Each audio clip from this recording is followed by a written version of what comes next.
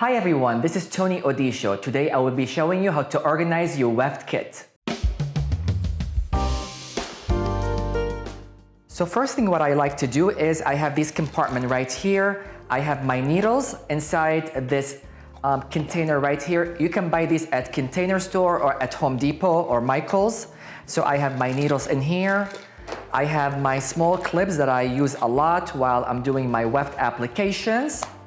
I also like to have some bigger clips to hold the weft in place. And I have my threads. I have different containers for different color threads. For example, I have the black ones right here. I have two of them right here. I have my brown one. These are the popular color that I use. I also have the blondes and the lighter color all in here.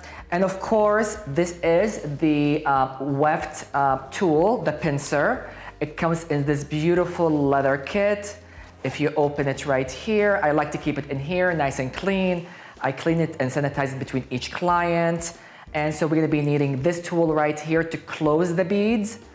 And then we need the loopers. The looper, they come in this leather kit right here. And of course, I have multiple of them, depends on what color I use. So for instance, the other day I was doing a blonde extensions and I was using the dark blonde one.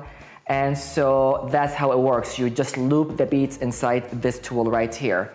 And so I usually put them back or before the client comes in, I load them with the color that I want. So we're not actually doing filling these or threading the needles when the client is sitting in our chairs. So just a little bit of preparation before the guest gets to our chair.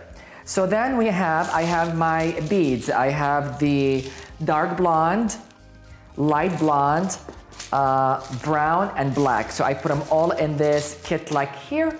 And then of course, all these, they go back in here, the threads on one side, the clip on one side, and my needles. Here I have my thread rippers, all set in here. A little glue, sometimes I use this to just like if the ends are frayed to glue them together. And of course, extra tool that I have if I'm having clients back to back and I don't have time to sanitize, especially with COVID, this is very important to sanitize your tools.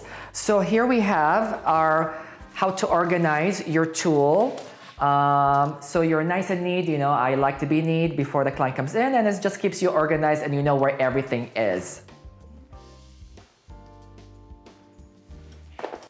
Thank you for watching. This is Tony Odisho. For more tips and tricks, go to our Instagram, Tony_Odisho.